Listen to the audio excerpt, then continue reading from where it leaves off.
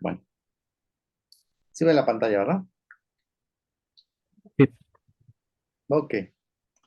Bueno, pues entonces, ahora vamos a ver este estado de un proceso, que es el estado zombie, y vamos a ver cómo es que nos deshacemos de esos procesos zombie. ¿Por qué es que permanecen en el sistema y no los podemos matar? Porque de hecho, pues ya están muertos, ¿no? Están muertos, pero ahí siguen, por eso son zombies. Pues vamos a ver qué hace este ejemplo. Checamos la llamada fork y vemos que no haya ningún error. Luego, el proceso hijo imprime un mensaje de que soy el proceso hijo, pone su process ID, se duerme 10 segundos. El padre, que es el otro lado, el del else, dice yo soy el proceso padre y tengo tal hijo. Y se duerme por 30 segundos. Entonces, el, el padre vive más que el hijo en este caso, y al terminar ambos, al salir o expirar su tiempo, ambos van a imprimir el mensaje de adiós mundo cruel y se van a salir. Luego dice, ejecute el programa y en otra terminal vea los procesos que se están ejecutando. ¿Sí? Entonces usamos un PS-AL y dice, haga esto continuamente hasta que los dos procesos terminen. Dice, ¿cuál es el estado del proceso hijo? En la columna S que nos dice cuál es el estatus. Cuando termina. ¿Qué pasa cuando el padre termina también? Pues vamos a ver esto.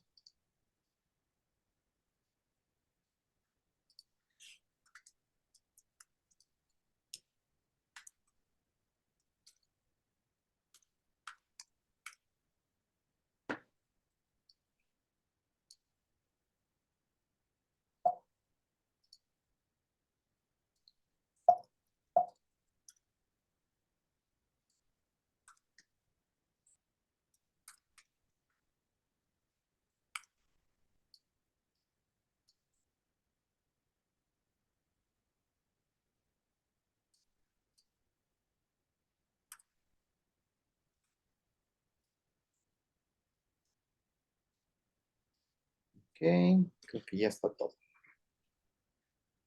Entonces, vamos a ver qué pasa.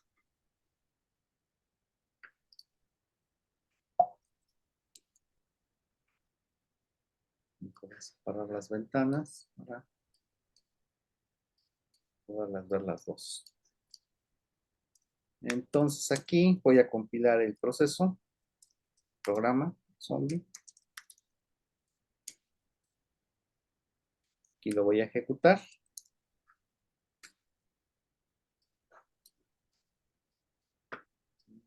Ejecutarlo mejor acá. Y aquí un PS menos A.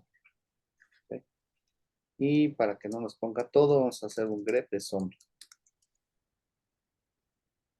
La columna de status es esta, es la segunda, la que nos dice que observemos.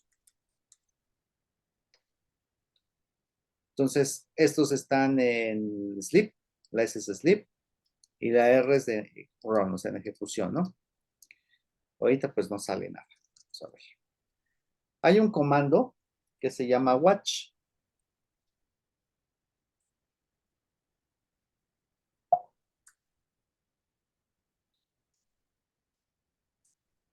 Voy a poner watch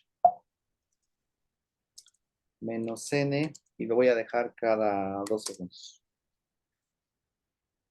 Entonces va a estar ejecutando el comando ps-al grep zombie y cada 2 segundos lo va a estar actualizando, así ya no tengo yo que estarlo haciendo. Entonces ejecuto el programa y vean, aquí ya está los dos. Eh, este es el proceso padre, el 12. ¿Por qué lo sé? Porque el del 13 es el hijo. Ya se murió el hijo. Y vean, el hijo, ¿cuál es su estatus? ¿Qué estatus tiene? Una Z. Una Z que representa que es un proceso zombie. ¿sí? Y cuando muere el padre, ¿qué pasó?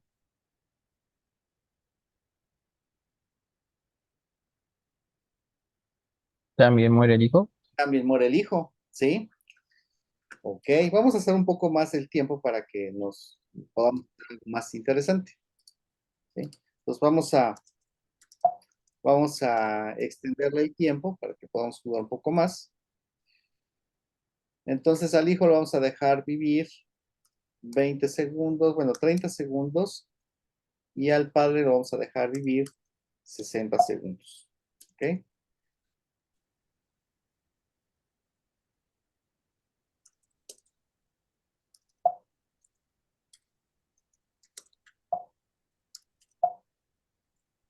Ahí está. Entonces, vamos a correr de nuevo. Y este proceso, bueno, el watch ahí sí, pues va a estar va a estar viendo aquí cuál es el estatus del proceso.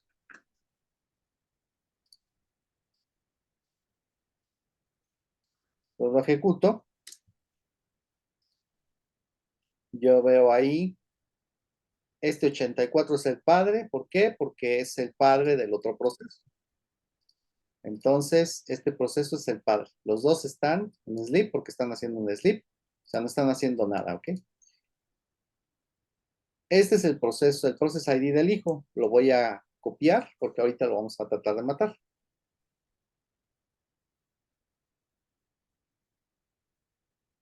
Ya se murió el hijo. Y como se murió el hijo, aquí me dice que ya es un proceso, está muerto, ¿no? Pero sigue ahí en la lista de procesos, eso es lo que quiero que vean, sigue en la lista de procesos y su estatus es el estatus de un zombie. Si yo lo quiero matar, un kill -9 al proceso y vuelvo a checar, ahí sigue, ¿sí? Y en cuanto el padre muere, muere también el proceso zombie. Ahora, vamos a entender por qué está pasando eso. Entonces, cuando un proceso muere, que llama a exit, por default siempre va a pasar al estado de zombie.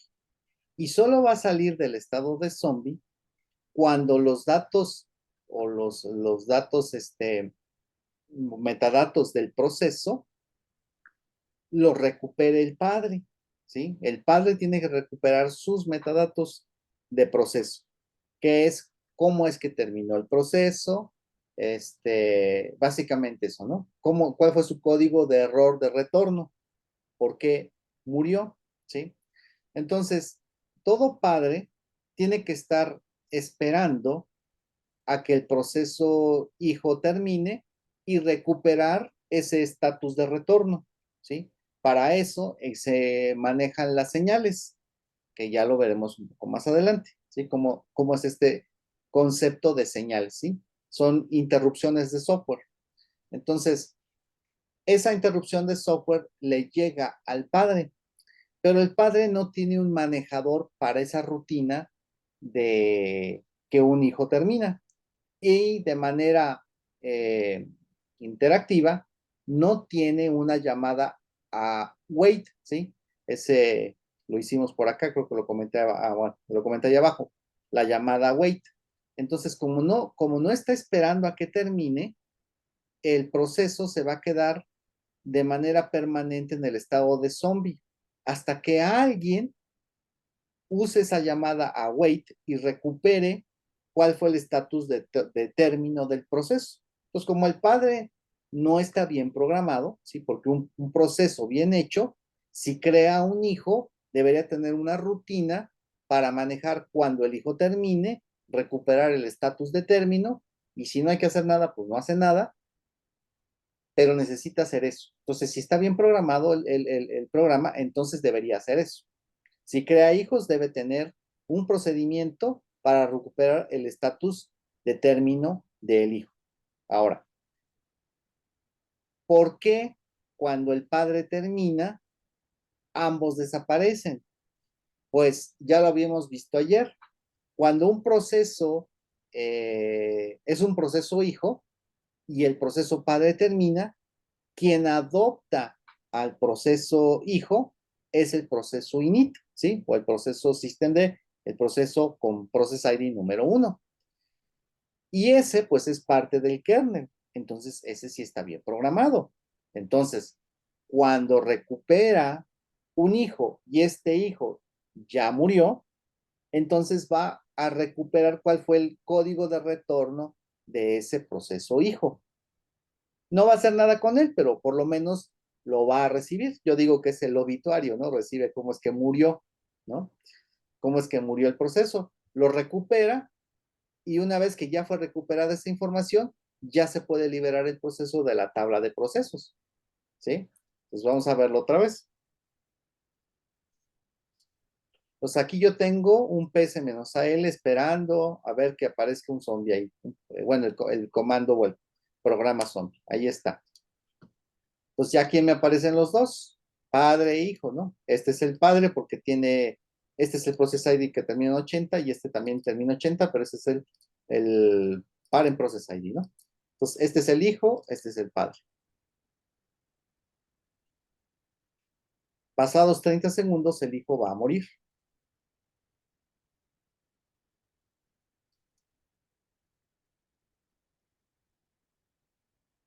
El hijo muere y automáticamente pasa a estado zombie. Aquí me lo está diciendo, está en el estatus de zombie. Y aquí en el nombre del comando, pues ya me dice ahí que ya está muerto el proceso. Pero sigue ocupando su terminal en la que estaba. Toda esta información sigue siendo parte del proceso, ¿sí? No puede ser terminado o liberado de la tabla de procesos. Esta es la tabla de procesos, son datos de la tabla de procesos. No puede ser liberado porque el proceso padre no lo recuperó. En cuanto el proceso padre termina, ese proceso zombie es adoptado por init y init sí sabe qué hacer con esos procesos zombies, recupera el estatus de término y ya lo deja ir. Entonces, ¿por qué no puedo matar un proceso zombie con kill?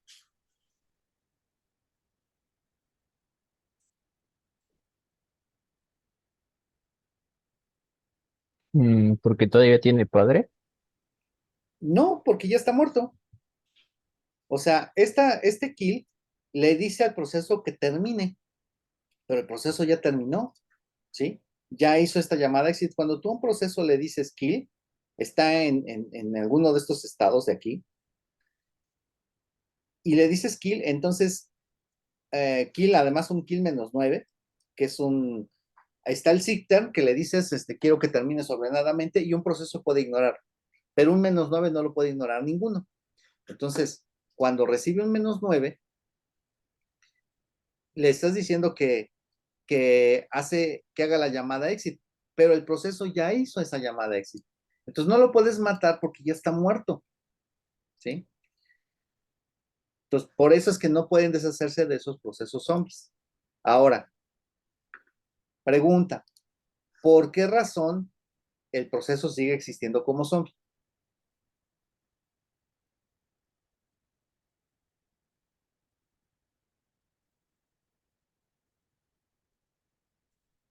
Pónganlo en el chat o abran el micrófono si pueden.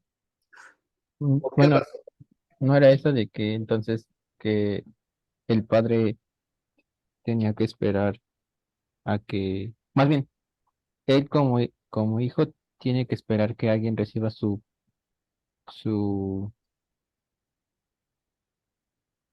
bueno, la forma en la que terminó, o sea, Ajá, el su código de regalo. retorno del proceso, sí. Ajá. Sí, más o menos. No es el hijo, porque el hijo realmente ya ni siquiera está en ejecución, sino que el kernel hace cuenta, imagina que se fueran como seres humanos o algo así, ¿no? Entonces, está el cuerpo ahí. El kernel tiene ahí el cadáver del proceso, pero no tiene a quién entregárselo, porque tiene que venir el padre del proceso a recuperar el cadáver del proceso. Pero el padre no se presenta. Entonces, como el padre no se presenta, el kernel se tiene que quedar con el cuerpo ahí. Ya no está en ejecución, ya no ocupa recursos de memoria, pero ahí sigue, ¿sí? Entonces, ¿cuándo es que va a, ajá, en una fosa común? ¿Cuándo es que va a desaparecer el cuerpo? Pues hasta que alguien venga y lo reclame. Cuando el padre muere, automáticamente todos los procesos que haya generado ese proceso los adopta el proceso init. Y el proceso init sí sabe manejar a los procesos que ya murieron. Entonces va a ser el weight de cada uno y por lo tanto va a recuperar cómo es que terminaron, aunque no haga nada con ellos porque no le interesa, ¿no? Pero tiene que recuperar el cuerpo, ¿sí? O el estatus de término. Entonces ya una vez que lo recupera, ya se puede liberar de la tabla de procesos y desaparece el zombie, ¿ok? Pues para los administradores, los que van para administración, tienen que saber que cuando tengan procesos zombies, ¿qué tienen que hacer para deshacerse del zombie? ¿O hasta cuándo va a desaparecer el zombie? Pregunta para los administradores. ¿Cuándo va a desaparecer el zombie?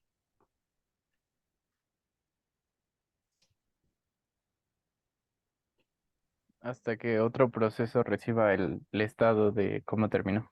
Solo puede ser init el que lo pueda recibir, pero ¿cuándo va a ocurrir eso? ¿Cuándo va a ocurrir que init lo adopte?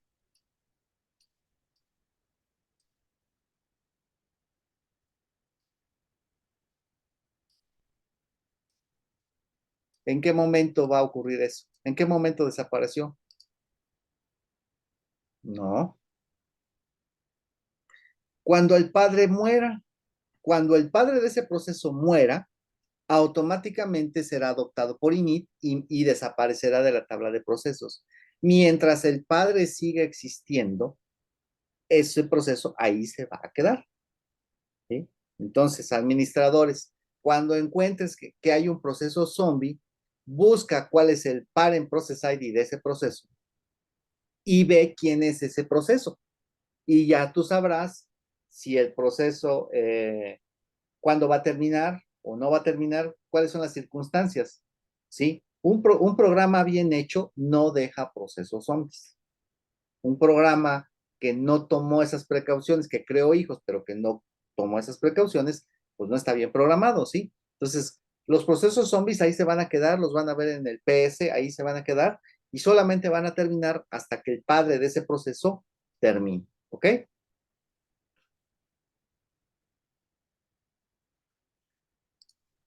Bueno, espero que les haya quedado claro, ¿vale? Muy importante para los de administración que sepan eh, qué es un zombie, por qué es un zombie y cuándo va a desaparecer el zombie, ¿ok? Sí, Oscar. Entonces, solo tendríamos que haber puesto, por ejemplo, si nuestro programa crea otro proceso con que hayamos puesto la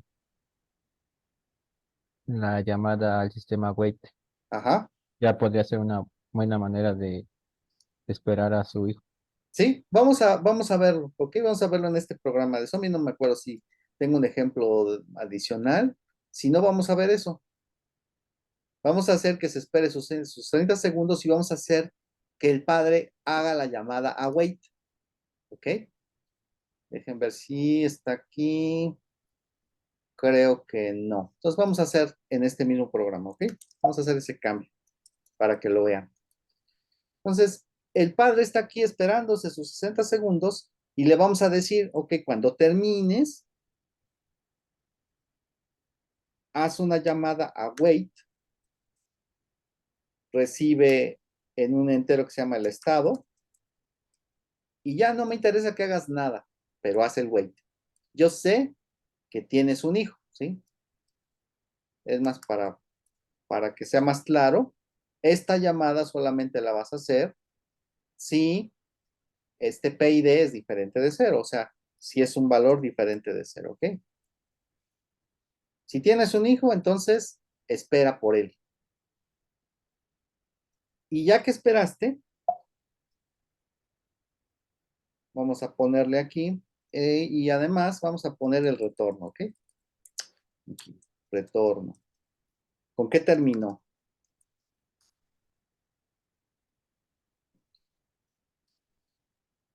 Mm, déjenme ver. Me regresa cuál es el process ID. Y en status tengo que ver cuál fue el valor del código de error. Entonces, aquí, que me diga el process ID del hijo. ¿Ok?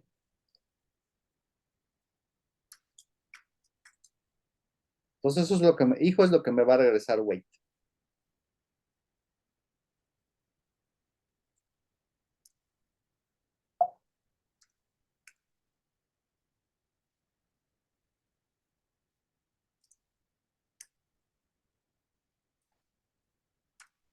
Y aquí vamos a decir,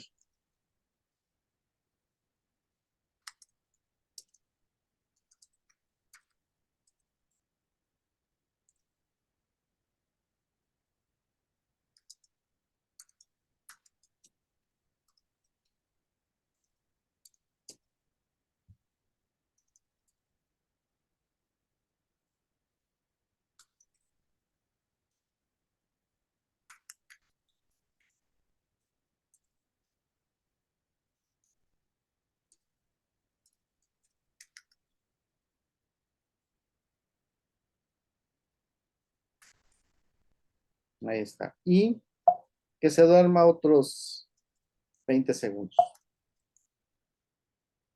Entonces, solamente es para que veamos que el hijo va a desaparecer. En cuanto el padre haga el wait, el zombie se va a desaparecer. Y eso va a ser porque el padre ya hizo esa llamada a wait para recuperar cómo es que terminó el proceso. Mm,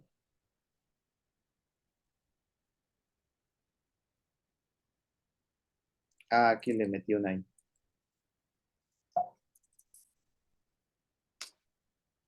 Y estado.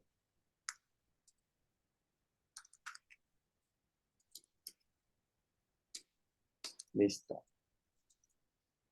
Bien, entonces vamos a correrlo de nuevo y sigamos esperando aquí a que aparezca. Ahí está. Aparece.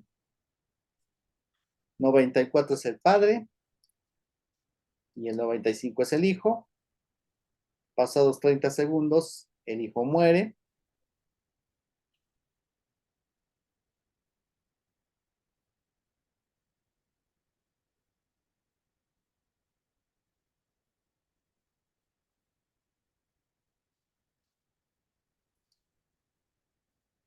Ya murió el hijo. Pasó a estado zombie. El padre sigue ahí en su sleep. Hasta que se completen los 60 segundos, va a hacer la llamada await. Y en cuanto haga eso, va a salir aquí el mensaje de que el hijo terminó y acaba de desaparecer este proceso con la Z.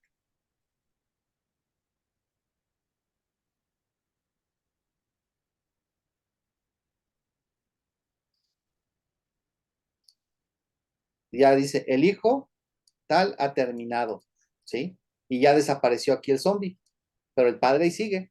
Otros 20 segundos y termina el padre. Entonces, para que desaparezca el zombie, se necesita hacer esa llamada a wait. Y una vez que se hace el wait, ya se recupera el estatus de término y el proceso termina. Pero lo tiene que hacer forzosamente el padre del proceso. Si el padre no lo hace y el padre sigue vivo, el proceso zombie ahí se va a quedar y no importa que yo le mande kill o lo que sea, ahí va a seguir.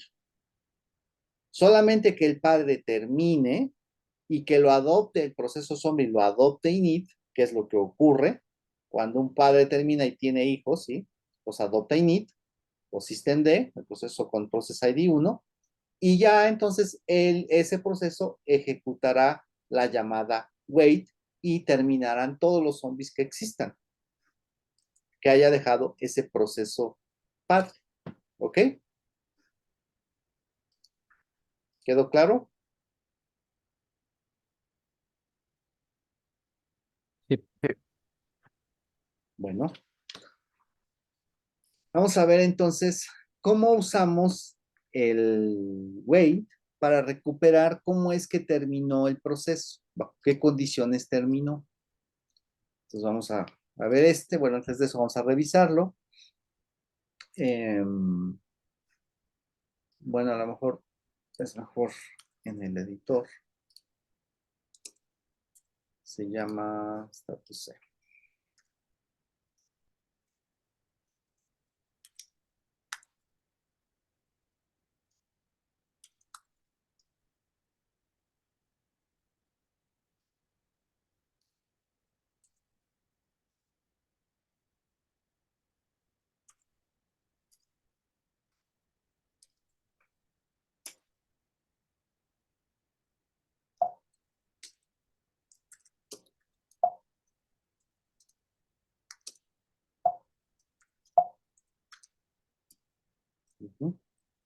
Ok, vamos a ver.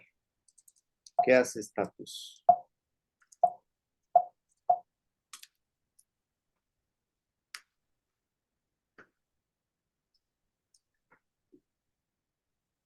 Entonces, primero hace el fork.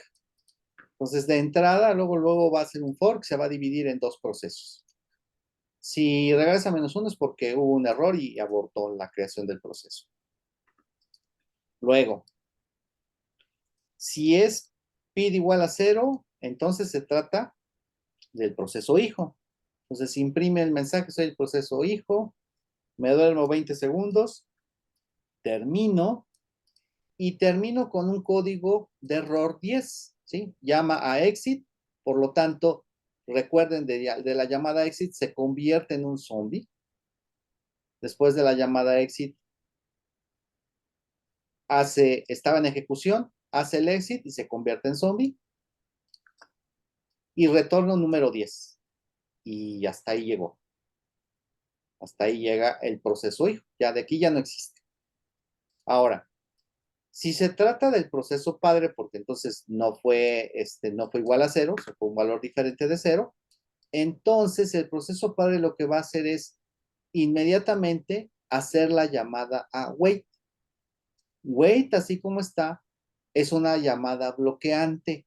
Entonces, no va a salir de aquí el proceso padre y se va a quedar atorado hasta que wait termine. Y wait espera cualquier hijo, no uno en particular, sino cualquiera. Entonces, de cualquiera de los hijos que haya creado terminen, pero pues aquí solamente hay uno, ¿no? Cuando el hijo termine, pasados estos 30 o estos 20 segundos, va a regresar de wait y en status debería estar el código 10 y me va a decir además quién fue el proceso que terminó. Este proceso que terminó debería ser igual al valor de PID que yo recibí acá después del fork. Debería ser igual. Si no es igual, es porque este wait terminó por algún otro motivo, por alguna interrupción de software que recibió el programa. Entonces, por eso dice, una señal debió interrumpir la espera. Aquí yo tendría que hacer otra inteligencia para que, ok, si fue por una señal que tú terminaste, entonces regresa y vuelve a esperar, ¿sí? Pero aquí es un proceso sencillo, entonces, ok, algo lo interrumpió y ya se sale y ya no se espera. Ahora, si lo que me regresó wait es igual al proceso PID, entonces me va a decir, soy el proceso padre y tengo un hijo con, bueno, soy el proceso padre con este process ID y tengo un hijo con tal process ID. Y ahí lo pone. Y luego dice, usa estas macros, esta W y F excited, para saber si el hijo terminó normalmente. Entonces, si la bandera que busca este macro en el status, que es lo que regresó el wait, está prendida esa bandera, entonces dice, o ese bit, para ser más concretos, ese bit, dice, el hijo terminó normalmente. No fue muerto por un kill, ni por alguna otra situación. El código de salida que me regresó ese hijo, la obtengo con wexit status y yo le paso el valor de retorno de status. Entonces, esta macro lo que hace es que de todos los valores que están ahí en ese entero, toma solamente los que corresponden al byte del valor de retorno y es lo único que me deja y me regresa. Y ya lo pone. Ahora, si el proceso no terminó de manera normal porque hizo una llamada a exit, si no terminó por esa razón, sino que terminó porque recibió una señal, o sea, una interrupción de software, entonces esto va a estar, va a ser verdadero. Entonces, si terminó porque recibió una señal, me va a decir el hijo terminó por una señal. Y la señal, ¿cuál fue? Pues aquí me va a decir cuál fue la señal que recibió el hijo y por la cual terminó. Para que podamos jugar un poco más, le voy a extender un poco aquí el tiempo. Puedo decir que el hijo se espere 40 segundos y ya, es el único tiempo. Entonces tenemos 40 segundos para jugar con el proceso hoy. Hasta aquí más o menos queda claro qué es lo que hace el programa.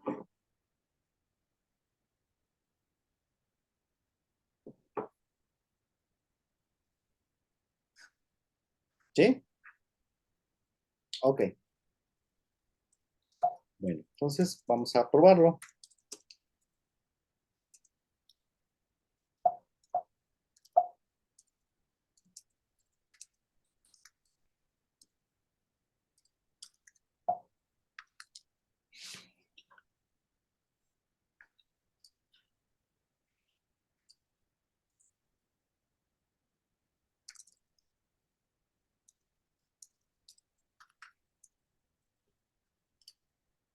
Lo corro y ahí dice soy el hijo tal.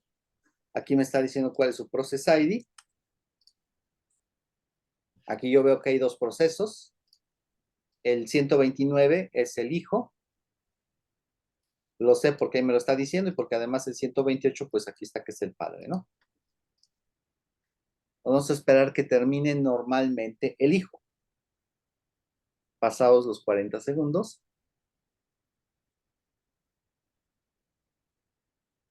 El padre está esperando con el wait. Ahí se quedó. Está en un wait y ahí se quedó esperando. Terminó los 40 segundos y el hijo hace un exit.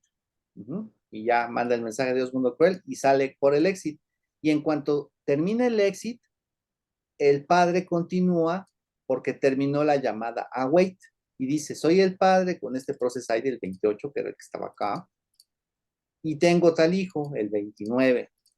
El hijo terminó normalmente y terminó con el código de salida 10.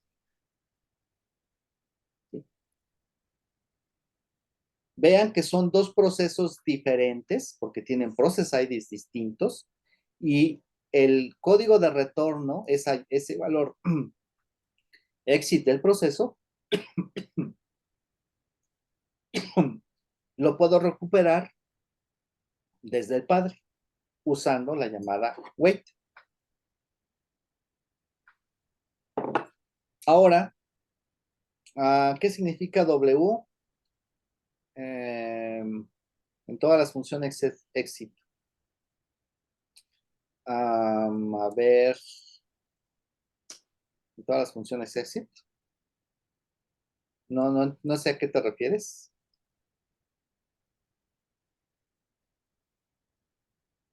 Dime qué función. Creo que se refiere a la de abajo, la que dice W exit status. Estas de acá. Sí, ok. Estas son macros. ¿Qué es una macro?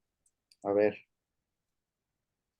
pero déjame terminar y ahorita vemos eso de las macros, ¿ok? Terminamos este ejemplo y vemos lo de macros. Voy a ejecutar de nuevo status y ahora yo le voy a mandar una señal al hijo, kill, menos sigterm, por ejemplo, es una terminación normal, es como si le diera yo un control C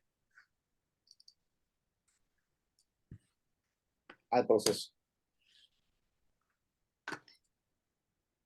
Y entonces vean que en cuanto yo le mando el kill, me dice, soy el proceso padre, el hijo terminó por una señal, sabe que recibió una señal y por eso terminó. Y la señal que recibió fue la 15. Normalmente aquí me salía la lista de las señales, pero no sé por qué ahora no me sale aquí la lista.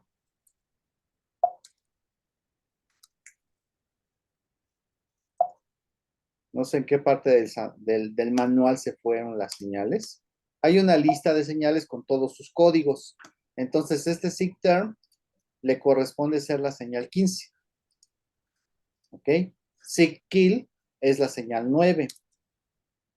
Lo vuelvo a correr y le mando un -9 o un sigkill. ¿Sí? Ese es el kill. Ah, no es este process ID. Es este. Ahí está. Entonces, el sigkill es la señal 9. Entonces, el hijo terminó por una señal y fue la señal número 9. Entonces, exacto, exactamente, esas. ¿Dónde las consultaste? Kill menos L. Ándale, sí, exactamente, ya se me había olvidado. Exacto, ya ni me acordaba. Sí, exacto. Ahí está, kill menos L y nos da la lista. Gracias. Sí. Entonces, kill menos L y ahí están toda la lista de señales, ¿ok? Algunas son de usuario, hay una que dice CQser1, aquí está, y hay otra, debe ser un CQser2, son dos de user. Esas de user son para que uno las utilice si uno quiere hacer comunicación. Aquí está la de user 2. Entonces, uno puede ocupar esas dos. Cuando veamos señales, vamos a ocupar esas señales de ahí. ¿Ok?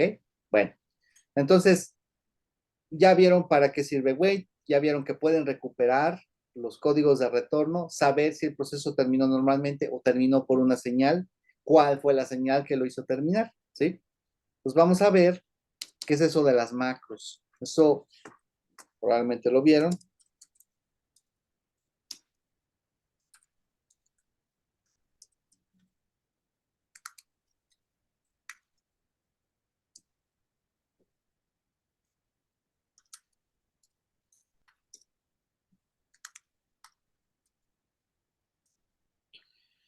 Por ejemplo, si vieron define,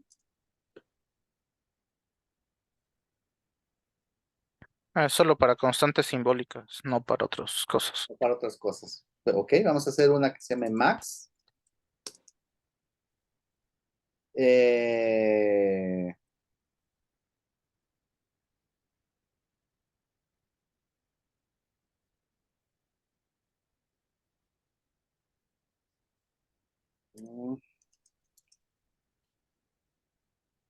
así.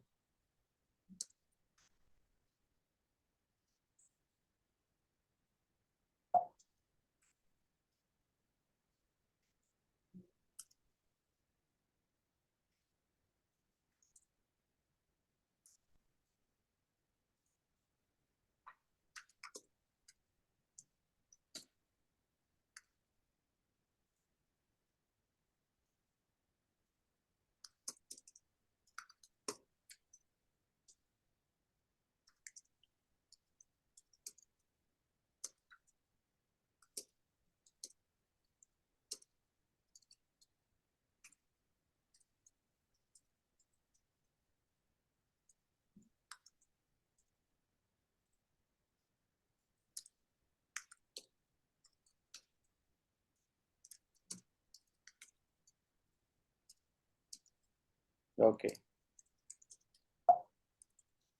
vean. Estos defines, el proceso de compilación es una serie de etapas. La primera etapa es la etapa de preprocesamiento, donde todas las directivas del compilador se sustituyen por lo que corresponda, ¿sí? Por ejemplo, el include le está diciendo al compilador que incluya como parte del código lo que tenga ese archivo. Entonces va y abre el archivo y todo lo que tiene ese archivo se lo mete aquí, ¿sí? ¿Qué es lo que le va a meter? En user include stdio.h, todo este código, todo esto que está aquí, todo tal cual así, se lo va a meter aquí. Y lo que tenga en stdlib también. Pues todo lo que tenga stdlib, todo este código, lo va a meter. ¿Sí? Entonces nosotros nos estamos ahorrando todo eso que les mostré, nos lo estamos ahorrando. Y en el caso particular de los defines, va a reemplazar lo que pongan aquí por lo que pongan a continuación. Entonces es un reemplazo de símbolos. Entonces aquí le estoy diciendo, reemplaza esto, donde encuentres algo así, donde A y B pueden ser cualquier cosa, ¿sí? Entonces, donde encuentres una expresión así, reemplázalo por esto. ¿Qué operador es este? Se compone de la interrogación y el dos puntos. ¿Para qué ¿No sirve es eso? el ternario? Ajá, ¿para qué sirve? Bueno, dependiendo de si se cumple o no una condición, ejecuta la acción que está ahí. Exacto. Si lo que está aquí es verdadero, ejecuta lo que sigue a continuación de la interrogación. Si esto que está aquí es falso, ejecuta lo que esté a continuación de los dos puntos. Entonces, para no poner un if ni nada, se pone esto. ¿Ok? Es muy útil. Entonces, aquí lo que estoy diciendo es como si fuera una función llamada max, donde yo le paso dos números y lo que debe hacer es checar si el número de la izquierda es mayor que el de la derecha. Si eso es cierto, pues me regresa el de la izquierda y si no, me regresa el de la derecha. Entonces, es muy útil cuando yo uso expresiones en muchas ocasiones y entonces me conviene más poner la expresión así que estar poniendo a cada rato cosas como esta, que podría ser un poco más tedioso de poner. Entonces me ahorra código a la hora de escribir, ¿sí? Entonces es una manera simbólica de representar otra expresión. Entonces el compilador, ok, dice, ok, cuando encuentre max, lo voy a sustituir por esto. Y luego sigue revisando el código y luego encuentra el max. Y dice, aquí hay un max, es un max 10.3. Entonces, lo que voy a hacer es voy a reemplazar eso por 10 mayor que 3, interrogación, 10, 2 puntos, 3. Entonces, esto de aquí lo reemplaza el preprocesador por esta expresión. Eso es una macro. ¿Ok? Ahora, esta es una macro que me sirve para hacer esa operación de comparación. Ahora, las que están ahí en el ejemplo de WIF excited, ¿no? Por ejemplo.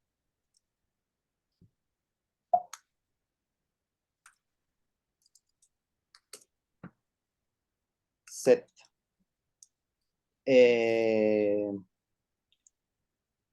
Mask bit. Yo voy a ocupar esta macro que se llama set para que en algún número que le llamo máscara, yo le prenda tal bit. ¿Ok? ¿Cómo lo hacemos eso? Pues lo que vamos a hacer es un 1, lo voy a correr hacia hacia la izquierda, bit veces, ¿sí? Entonces, si le pongo,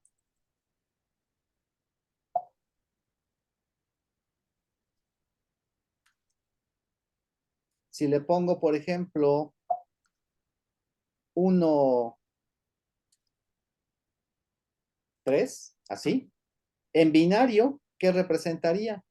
Primero estaría así, puros ceros, vamos a pensar que es un byte, ¿De acuerdo? Son 8 bits. 2, 4, 6, 8. Bueno, 7, 8. Ahí está. Entonces, este 1 en bits es esto. Y luego yo le estoy diciendo un corrimiento a la izquierda de 3 bits, de 3 posiciones. Entonces, el resultado de eso es 0, 0, 0, 0, 0, 0, 1, 0, 0. Ahí está. Entonces, el resultado de esta expresión de aquí es haber desplazado este bit 1 3 lugares. Bueno, de hecho, debe haberlo puesto más acá. Ahí. ¿Sí? 3 lugares lo desplacé. Bueno, entonces, yo voy a ocupar esta macro set para prender el bit que yo indique en la posición tal de la máscara. Pues, ¿cómo voy a habilitarlo? Bueno, pues ya que tengo el bit desplazado, ahora lo voy a prender. ¿Cómo prendo algo y cómo apago algo a nivel de bit? ¿Con qué operación prendo y con qué operación apago a nivel de bit? ¿Con qué operación lógica prendo y con qué operación lógica apago?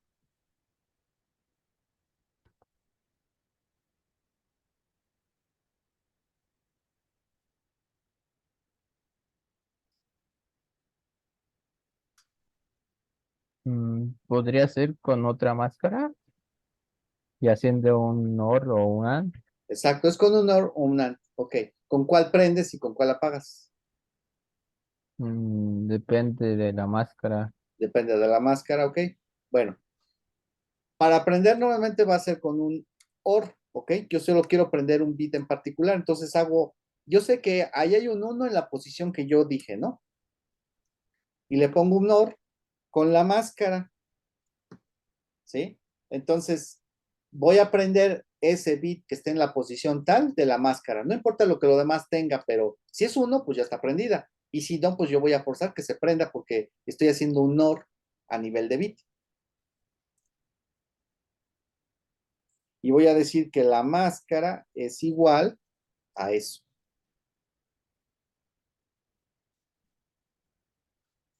¿Ok?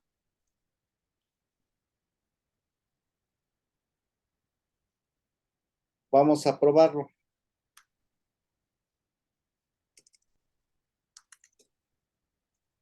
Esta va a ser mi máscara.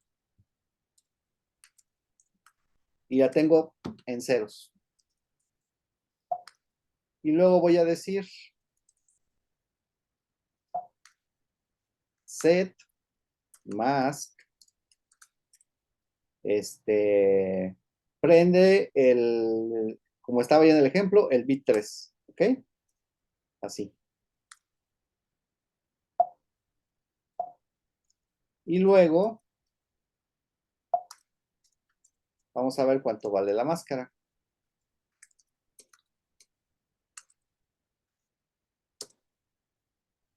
Y vamos a decir que lo prenda, que lo ponga en hexadecimal, ¿ok?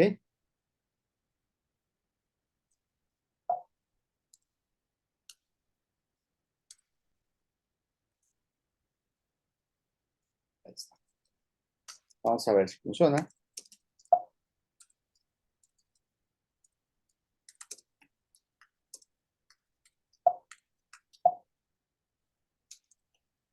Lo corremos. Bueno, faltó un diagonal en, ¿no? Dice, valor de la máscara, 8. Aquí ya le he puesto un 0. Sí.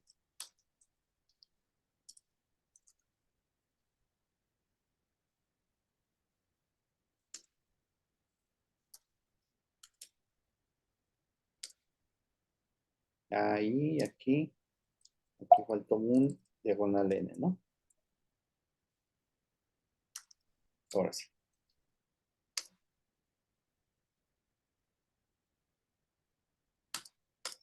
Ahí está. Valor de la máscara 8. ¿Por qué? Porque yo le dije, prende el bit 3. Tenía yo puros ceros. Yo tenía eso. Y le dije, prende el bit 3. Entonces este es el 1, el 2 y el 3 aquí.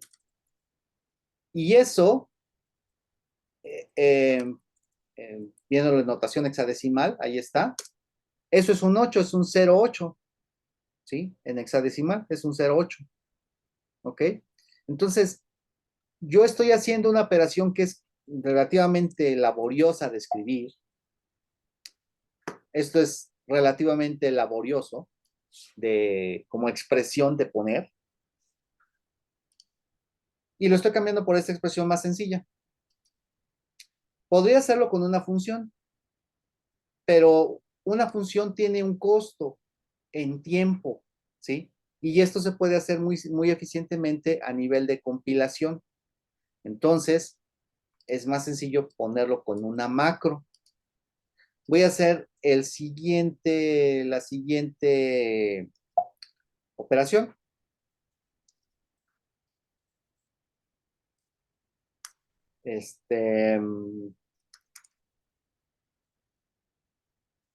Vamos a apagarlo. Entonces, ¿cómo lo apago? Con un AND con 0. Con cero, exactamente. ¿Y cómo haría eso? Aquí va una. Muy bien. ¿Cómo hago? ¿Cómo hago para que haya un cero en una cierta posición y que no afecte a los demás? Con un AND. A ver, ¿cómo? Ok, vamos a pensar. Ahora lo que yo quiero es hacer un OFF lo voy a poner en binario para que sea sencillo, con 4 bits lo voy a poner, ¿de acuerdo? Nada más para ejemplificar, ¿no? Este es mi valor, esto es lo que yo tengo ahí en los 4 bits, y le quiero decir que quiero que apague el segundo bit, así, esto es lo que yo quiero hacer. El resultado de eso debería ser 0100, ¿verdad? Eso es lo que debería pasar. La Ah, ya. pregunta es, ¿qué expresión tengo que poner para que eso ocurra? En vez de correr un 1, corre un 0, entonces. ¿Se puede correr un cero? Ah, eso sí, no me acuerdo. No, no se puede. No puedes correr un cero. Aquí no puedo poner cero así. Eso no se puede, Ok, ok. ¿sí? Pero sí vamos a ocupar el corrimiento. Entonces lo que vamos a hacer va a ser lo siguiente. Además, otra cosa, vamos a hacer un AND. Para no afectar un valor, por ejemplo, yo tengo esto, ¿no? Y yo quiero hacer una operación de tal manera que me afecte pero que no me afecte estos de acá. Entonces lo que tengo que hacer efectivamente es un AND y poner un cero, ¿ok? Un cero en la posición que yo quiero blanquear, esta de aquí, en esta. Pero si yo lo hiciera así, estos de aquí van a pagar también estos bits de acá, porque es un AND, ¿no? Entonces 0 y 0 es 0, 1 y 0 es 0, y yo no quiero que se apague, entonces ¿qué tengo que poner aquí? ¿Qué tienen que valer estos? Unos, ¿no?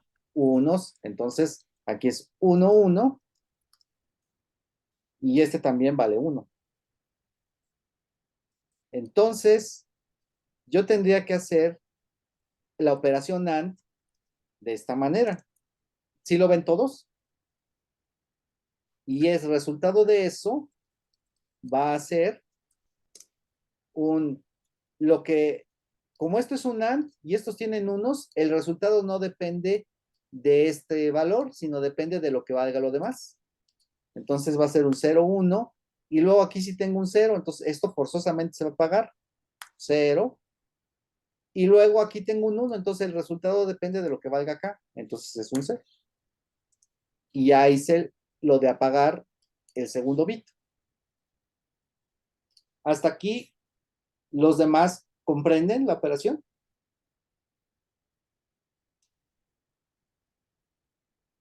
¿Comprenden por qué tengo que usar este valor para pagar este bit?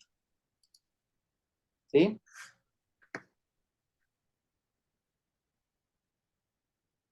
Compañeras, muy calladas.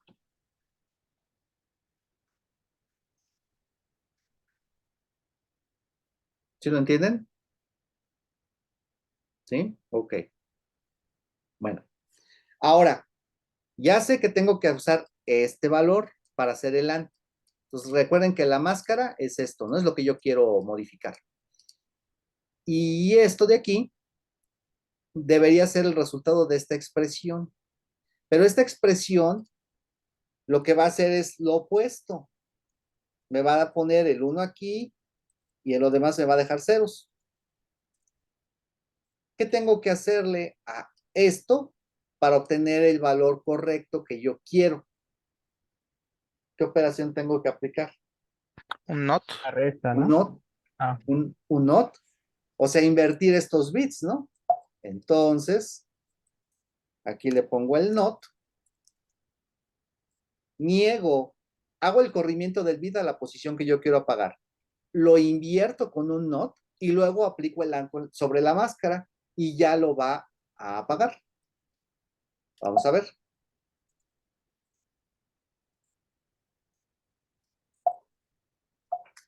Entonces voy a hacer lo mismo. Voy a poner un off de mask 3 sobre el mismo, sobre la misma variable.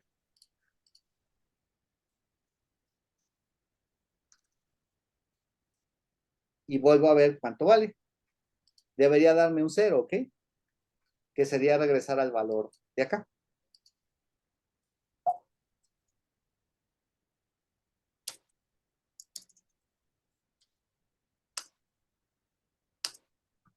Ahí está. Prendí el tercer bit y el resultado fue un 8.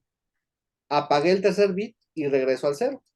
Entonces, ¿para qué me sirven las macros? Las macros me sirven para simplificar expresiones complicadas como estas o para definir valores constantes, ¿no? Para eso me sirve eh, usar una macro. Ahora, con respecto a ¿para qué servía WIF excited, etcétera? Pues son en el código de retorno del programa.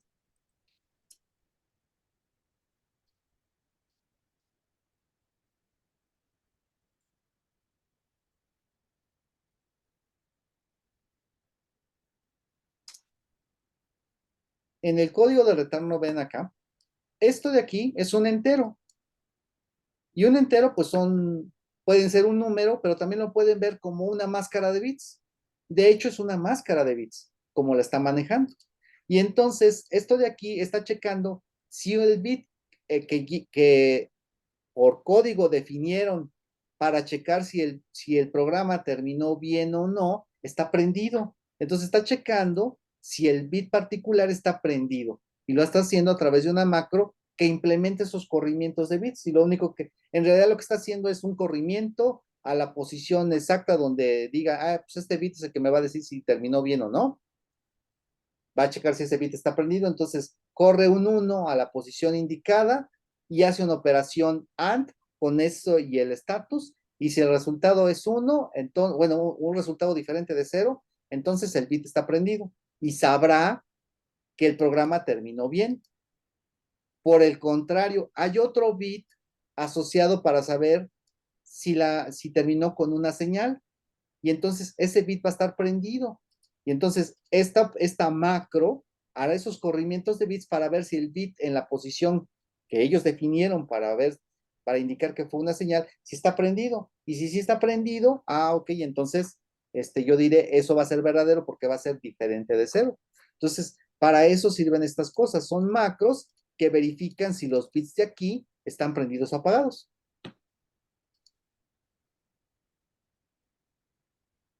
¿De acuerdo?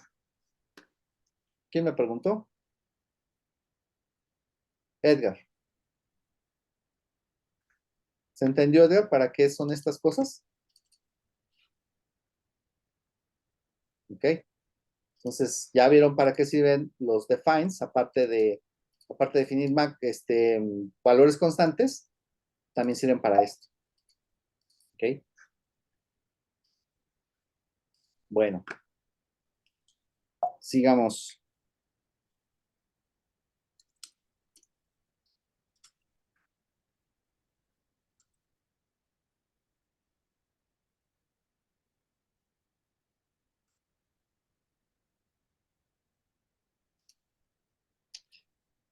Ahora, el wait pasado solamente esperaba por cualquier hijo, pero también existe una variante que es para un process ID en particular.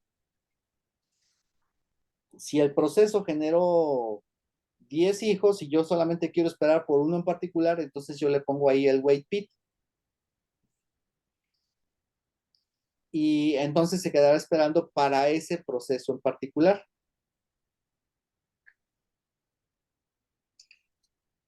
Entonces es el process ID del cual yo quiero esperar, la variable de retorno del status que ya vimos arriba, cómo usarla, y unas opciones.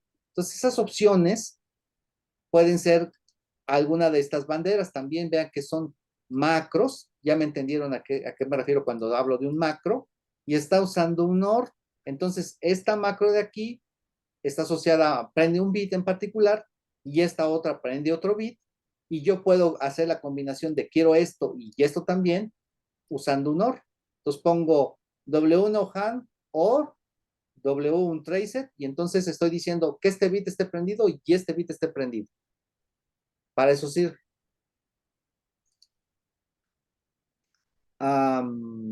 Bueno, ¿qué significa este de W1 HAN? Dice, hace que la llamada retorne inmediatamente aun si el hijo no ha terminado. Entonces, a diferencia de la otra, que era bloqueante, esta yo le puedo decir, checa si ya terminó, y si no terminó, regresa de inmediato. Checa si ya terminó, y si no terminó, regresa. Y así la puedo estar usando de manera iterativa para que en algún momento que termine, pues ya, ok, este ya terminó, recupero su código de retorno y ya. Y terminará bien ese proceso. Y este otro de un tracer dice, significa que debe retornar aun cuando haya hijos que ya terminaron, pero cuyo estado aún no ha sido reportado, o sea, está en estado detenido. Entonces, si existen otros procesos que tiene por ahí, de todas maneras va a regresar y no va a obtener el retorno de los otros, ¿ok? Pues solamente se va a enfocar en uno. Dice, wait P retorna el P del hijo que terminó, y si no, me va a regresar un 0 en el caso de que la opción de no hang, o sea, de que no se quede ahí atorado, se haya indicado, o bien de que haya terminado con menos 1 en caso de un error. Ok, ya vamos a ver el demand. Pues vamos a ver este otro y pasamos al código demand, que está bonito. Pues vamos a ver qué hace este.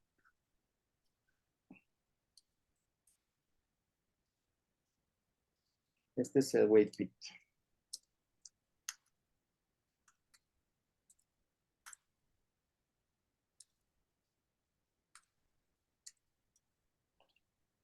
Okay.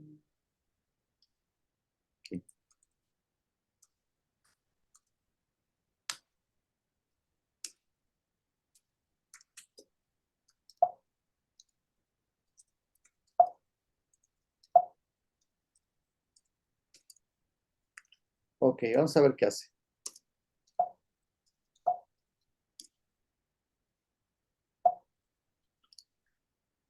Ingresa, obtiene cuál es el process ID del proceso principal, del proceso padre, obtiene cuál es su process ID, inicia un ciclo, y en cada ciclo, en cada iteración, esto ya lo vimos ayer que hicimos esto del árbol de procesos, hace un fork, ¿ok?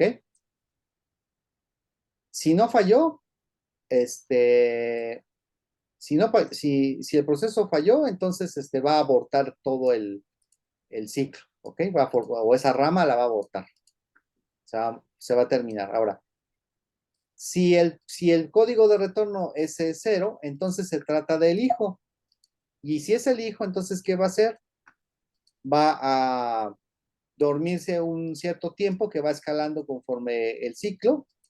Entonces va a ir esperándose cierto tiempo y después va a terminar. Es decir, el hijo no va a tener más hijos. Entonces es un caso como este de aquí, pero cada hijo va a esperar un tiempo diferente, dependiendo de en qué iteración iba cuando fue creado. ¿Ok? Entonces eso es lo que hace esta parte. Luego, dice, va a esperar aquí, si yo le pongo un -1, le estoy diciendo, eso se me pasó arriba en el texto. Si yo aquí le pongo un -1, significa que espere por cualquiera, porque no existe un process ID -1. Entonces, si yo le pongo -1, le digo, espérate a cualquiera que termine. Entonces, espérate a cualquiera que termine, el resultado de retorno me lo vas a guardar en status y la llamada va a ser no bloqueante. Es decir, cuando te toque, llegues a esta parte del código, haces la petición. Si no hay ninguno que haya terminado, entonces sales de inmediato. Si sale de inmediato, porque no hubo ningún proceso, me va a regresar un 0 como valor de retorno. Entonces aquí digo, pues si es mayor que 0 lo que regresó, significa que sí hubo un hijo que terminó y me regresó el process ID del hijo que terminó. Entonces va a decir, el hijo con tal process ID ha terminado. Y aquí tengo un ciclo, bueno, que un contador de cuántos hijos había creado, que es el resultado de este for. Recuerden que iba de 0 hasta 5, pero cuando es 5 ya no se cumple la condición y entonces termina. Entonces, al final del ciclo, y vale 5. Entonces va decrementando de 5 hacia atrás. Si por el contrario regresó 0 porque ningún hijo había terminado, entonces el padre se va a dormir 5 segundos. Y aquí le puse, haz algo útil, no estés perdiendo el tiempo, ¿no? Entonces aquí el proceso debería ser, el proceso padre debería ser algo útil o puede hacer algo útil, algún trabajo útil, mientras los hijos terminan, ¿ok? Después, eh, el proceso, el proceso padre, va a checar si I es mayor que 0, por eso lo está decrementando. Entonces va desde 5 hasta llegar a 0, y cuando llegue a 0, pues va a decir, ya todos mis hijos terminaron, y termina él, ¿no? Y hasta ahí llega él, ¿sí? Entonces, aquí va a estar viendo cómo es que van terminando cada uno y cada hijo va teniendo un tiempo distinto. Distinto, pero determinado, ¿no? Porque está en función de esta ecuación. Podríamos ponerle un tiempo aleatorio para que fueran terminando de forma no coordinada, ¿ok? ¿Se entiende lo que va a hacer el programa?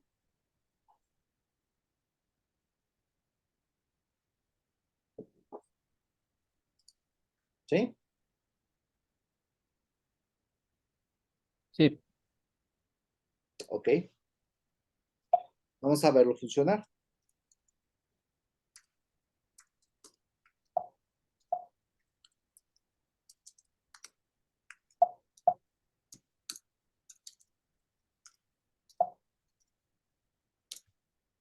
Entonces inicia el padre, genera sus hijos, cada hijo se va a dormir un rato y mientras el padre está esperando a que alguno termine.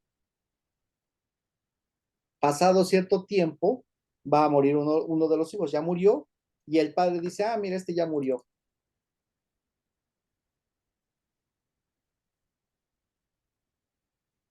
Murió el 43, dice, también ya terminó el 43. Ahorita le ponemos un aleatorio para que sea un poco más variado. El 4,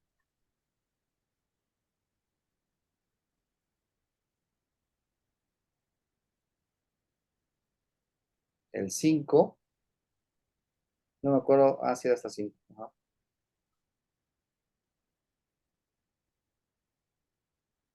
Y ahí está. Terminó con el último proceso y dice, ya todos los hijos han terminado.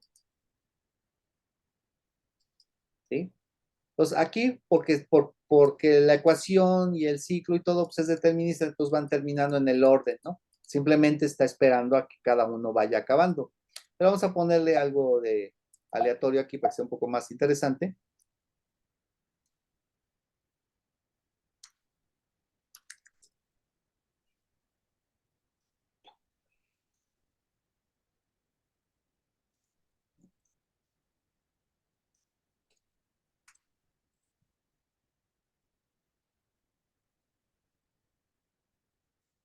Aquí.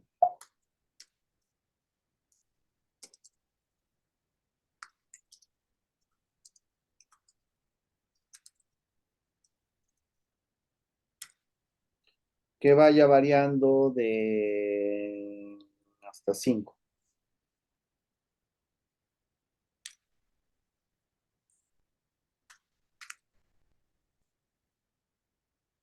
Y que no sea 0. Ok, entonces va a estar entre 1 y 5 va a estar variando aquí esto. Cada uno va a tener un tiempo, bueno, se pueden repetir, pero puede ser un tiempo diferente. Vamos a cambiarlo un poco que, para que tengan tiempos distintos. Nada más que aquí lo vamos a cambiar, pues si no va a ser muy largo. Entonces, así. Y arriba había que incluir random.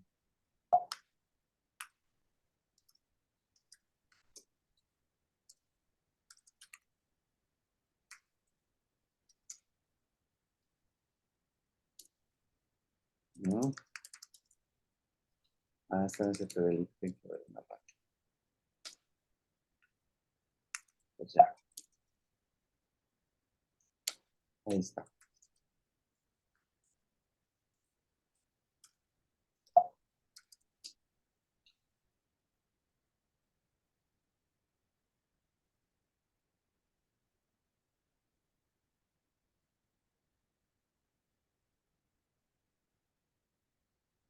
Por default son 15 segundos mínimo, entonces a partir de 15 ya debería terminar.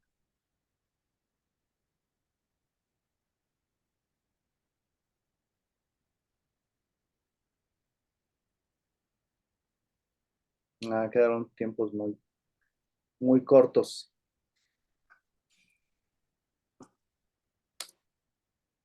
Ah,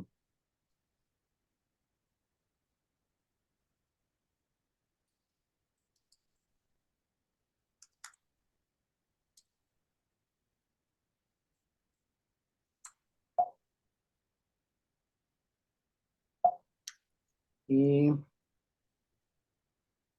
sí,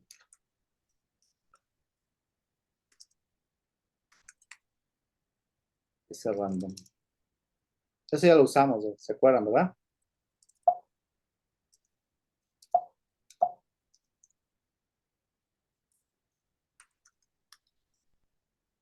Usábamos la función time porque cada vez que se ejecuta el programa, pues tiene un tiempo distinto.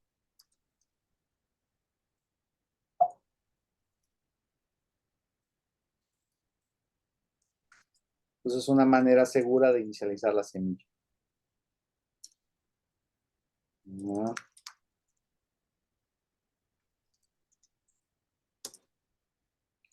Time.h. Entonces, ¿qué pasó?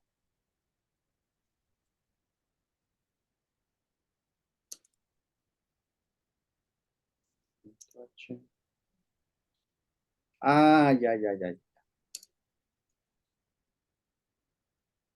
Aquí lleva un argumento, que es un apuntador. Listo. Última ejecución. Y ya nos vamos al Mandel, que ese está bonito.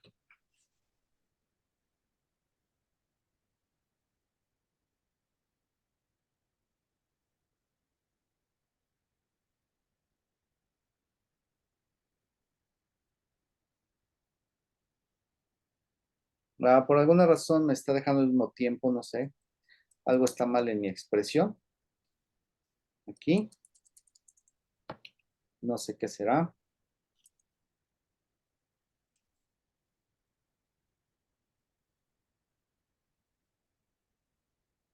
Pero bueno, no voy a perder más tiempo en este. Aquí debería haberse esperado tiempo diferente y entonces algo por ahí tengo mal y no sé por qué. Pero pues no tiene caso.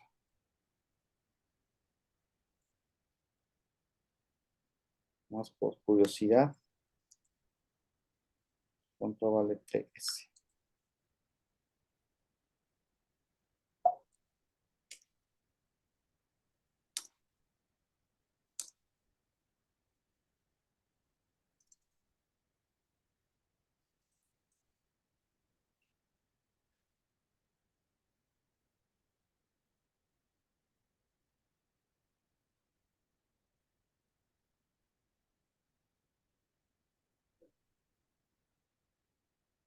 Sí, vean, todos tienen 2. No sé por qué tendrá 2, deberían estar variando, pero algo está mal aquí en mi expresión, pero no sé qué será. En fin, no perdamos el tiempo ahí en eso. Bueno, pero ya vieron para qué funciona el wait, ¿no?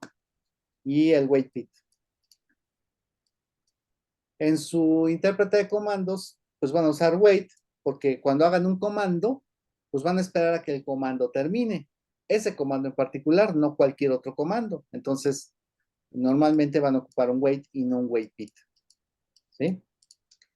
El wait pit me sirve si yo quiero hacer algo mientras, como dice aquí, haz algo útil, ¿no? O si yo quiero estar esperando checar si ya terminó y si no hacer algo más, entonces uso el wait pit. Y de hecho, en el... Dice, ejecute el programa y compruebe que WaitPit le permite al proceso realizar otras tareas sin tener que esperar a los hijos, ¿sí? Entonces, aquí está durmiendo, pero aquí podría hacer algo útil. Y de hecho, en este programa de Mandel, vamos a hacer eso. Entonces, vamos a ver de qué se trata. Dice, ejemplo de paralelismo implementado con procesos independientes. Entonces, aquí ya vamos a hacer algo en paralelo. Vamos a resolver el conjunto de Mandelbrot que se presta para poderlo resolver por secciones.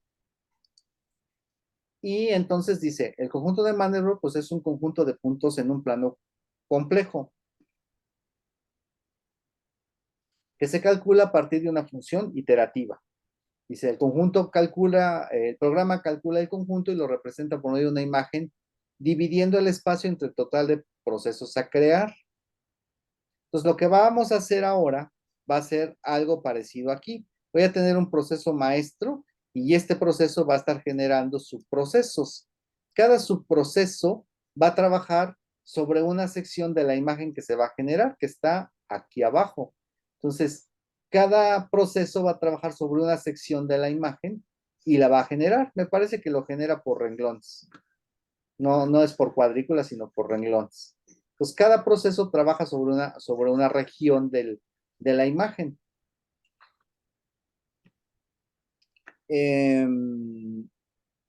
Lo vamos a revisar superficialmente para no perder mucho tiempo. Entonces, lo primero, el plano complejo se va a definir en esta región, ¿sí? Entre números, entre el eje real y el eje imaginario que va de -2 a 2. Pues estas son mis acotaciones del plano, complejo. Luego, los archivos BMP son de mapas de bits. Ya no son un formato estándar, digamos, ya en la computación porque ocupan mucho espacio, pero es un formato sencillo que me permite crear el archivo de imagen sin tantas complicaciones. Entonces, por eso ocupo ese, porque si ocupo otro formato, entonces ya llevan un cierto nivel de compresión o un formato más complicado. Entonces, este es sencillo, un mapa de bits. Este mapa de bits tiene una cabecera estándar. Entonces, dentro de la cabecera está, vean que para hacer, ¿se acuerdan que les dije en algún momento que yo podía definir un tipo de dato a partir de una estructura? Entonces, lo que estoy haciendo, esta estructura que se llama BMP cabecera, la estoy definiendo como un tipo y estoy declarando que BMP es un elemento de este tipo, que en sí es una estructura que se llama BMP cabecera, y esa estructura tiene todos estos campos. Dentro de esos campos está el tamaño del archivo. Este entero, pues dice no se usa.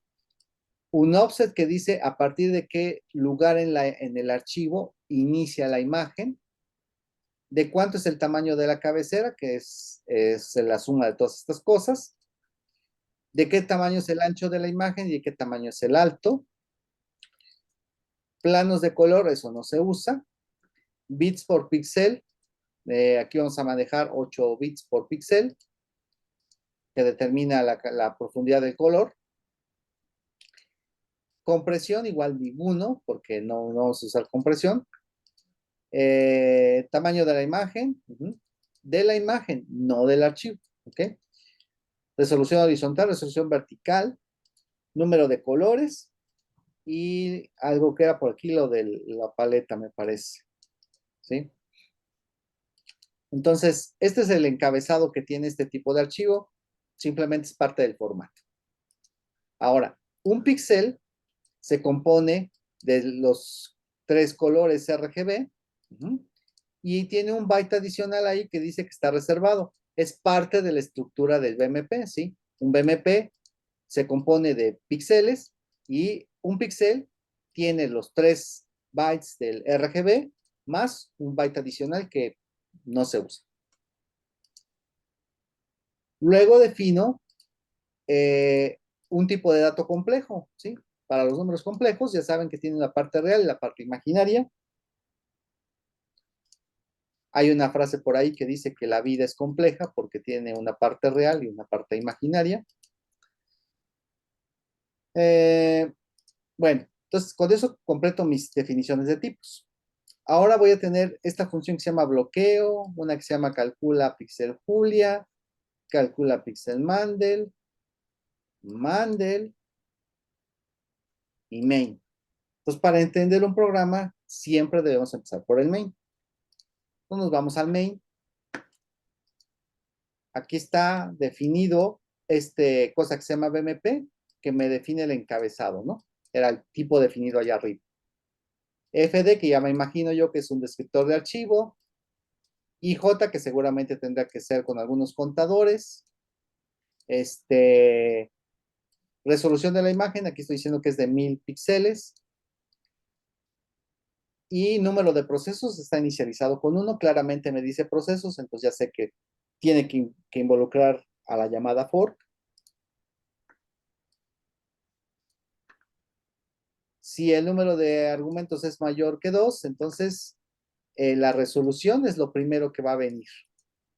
Si es mayor que 3, entonces va a venir en el siguiente argumento después de la resolución el número de procesos que van a generar la imagen. Alto segmento dice resolución entre el número de procesos. Eso tiene que ver con esto. Esa resolución es, digamos, el alto de la imagen, para que nos imaginemos, ¿no? Es el alto de la imagen y yo divido la imagen completa entre el número de procesos.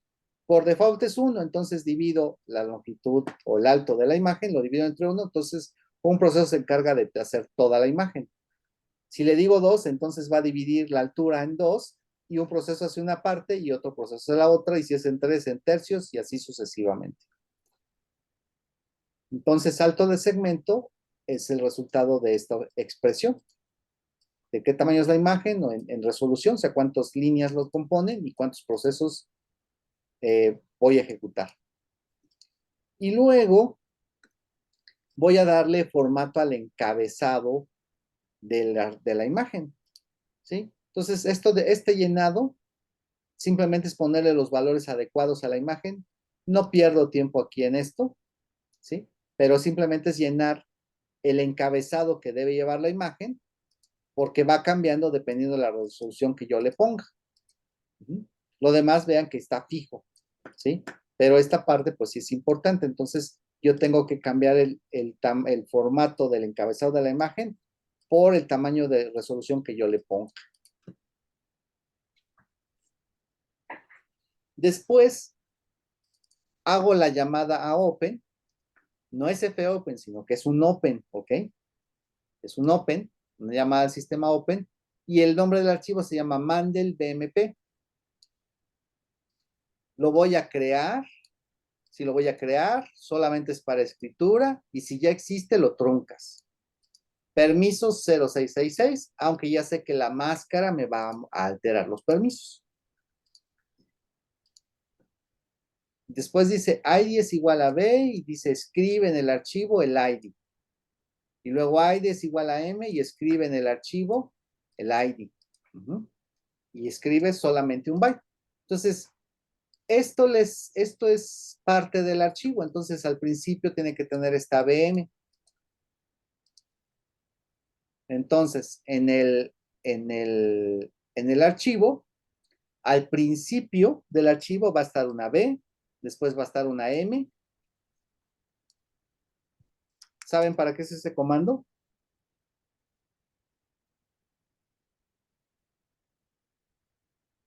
Y te dice el tipo del archivo que es. Se dice el tipo del archivo. Entonces, si yo le pongo aquí, por ejemplo, la de WaitPit, si le pongo .c, me dice es un programa en fuente, en código C, y el texto está codificado en UTF-8. Si le pongo WaitPit así, me dice ese es un ejecutable, ELF de 64 bits, dinámicamente ligado, etcétera. ¿Ok?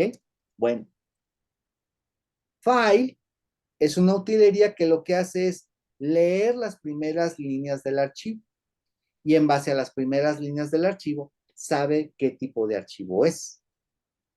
Entonces, esta B y esta M que se le escribe al archivo al inicio es una etiqueta para decir este es un archivo de imagen de tipo BMP. Pues por eso está esta BM. Simplemente es un identificador al archivo y es parte del estándar del archivo, ¿ok? Entonces escribe la BM. Después de que ya escribió la B y la M, va a escribir el encabezado. Vean, el encabezado lo va a escribir. ¿Cuántos bytes escribo? El tamaño del encabezado. Y cierra el archivo. Entonces el archivo tiene solamente el encabezado hasta aquí. Después, ¿qué va a pasar? Tengo un ciclo que va a iterar de acuerdo a la cantidad de procesos que yo haya indicado. Y después va a llamar a fork, ¿sí? Desde 0 hasta el número de procesos, como por default es 1, entonces por lo menos va a ser una iteración, por lo menos. Entonces va a ser un proceso hijo con el fork. Y si es el hijo, vean, aquí yo sé que es el hijo. Si es el hijo, rompe el ciclo. Si no es el hijo y hubo un error, entonces marca el error y se sale. Entonces, vean, el padre va a estar creando procesos hijo, tantos como yo le indique, y los procesos hijo, una vez que salen del fork, rompen este ciclo. Ellos no van a continuar en el ciclo. De inmediato salen del ciclo o de la llamada fork y lo rompen, porque está este break. Cuando es un hijo. Entonces el hijo va a continuar acá. El padre, vamos a olvidarnos por el momento ahorita, y va a seguir aquí. Entonces el hijo sale del for y el valor de pit pues es igual a 0, por eso rompí el break. Rompí con el break, el ciclo. Entonces yo sé que este es el hijo, ¿ok? Entonces el hijo, ¿qué va a hacer? Manda a llamar a la función mandel. Mandel con el encabezado que yo ya creé antes. Aquí tiene un 0. Y luego toma de la estructura del BMP el ancho de la imagen y hace esta operación ancho de la imagen y luego dice y por el alto del segmento, y más 1 por alto del segmento. Ahorita vemos qué significa eso. Simple y sencillamente, el hijo va a llamar a la función mandel. Luego, cuando salga de la función mandel, el hijo va a checar y con respecto al número de procesos que tenga definido y su resolución, y vuelve a llamar a mandel con estos dos argumentos, ¿sí? Entonces, este pedacito de acá lo va a ejecutar cuando el proceso en el que yo me encuentre sea el último proceso. Entonces, si es el último proceso, entonces va a ser esto de acá. ¿Y eso por qué ocurre?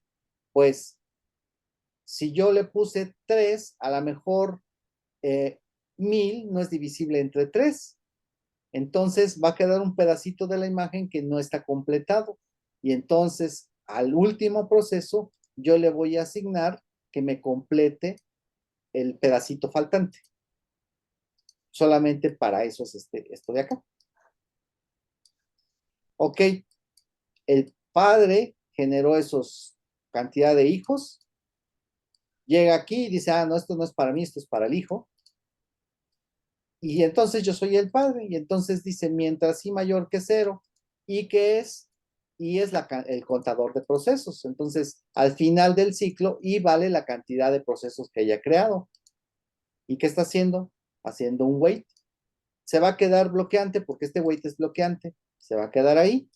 Y cuando un hijo termine, por default va a recuperar el estatus de error.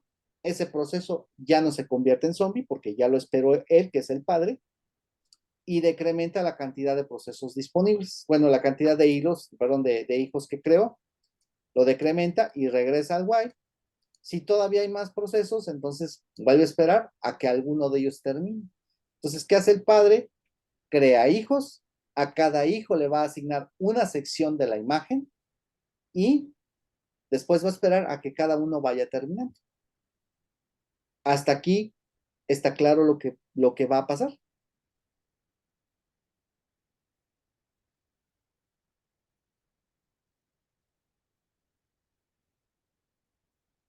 ¿Sí?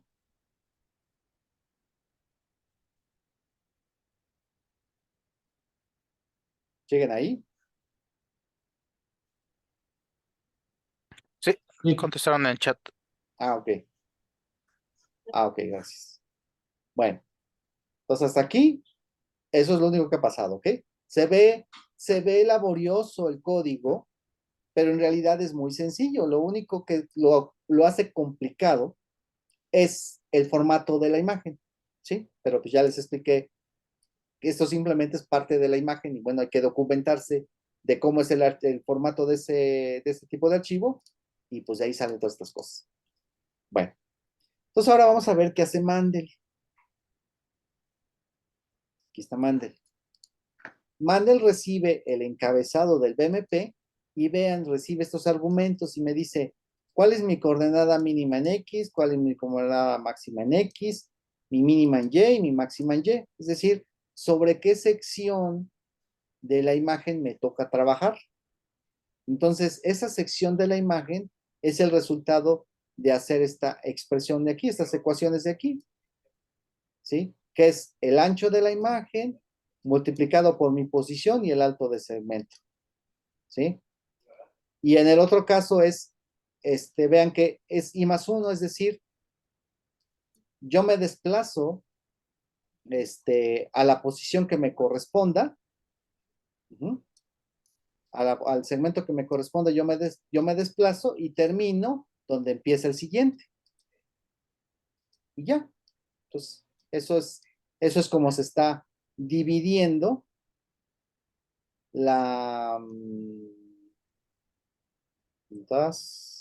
Aquí. Se está dividiendo las coordenadas. ¿Ok? Este siempre empieza en 0, entonces siempre empieza, si estos son los coordenadas X, Y, entonces va de 0 acá, en X, y en Y es el único que va variando, ¿sí? Va dependiendo, va saltando dependiendo de, de qué proceso es, ¿sí? Aquí está. Estas son las coordenadas en Y. Son las únicas que van variando con respecto a Y. Las otras vean que están fijas, que va del X igual a 0 hasta X igual al ancho de la imagen. Y solamente en Y es donde se está repartiendo cada sección de la imagen. Ok, entonces esos son los argumentos de entrada.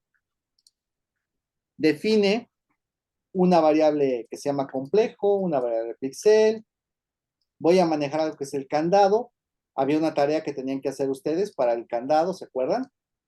Entonces aquí vamos a ocupar eso que yo les había dicho, de que podía yo bloquear una sección de la imagen, del archivo. Entonces lo voy a bloquear aquí.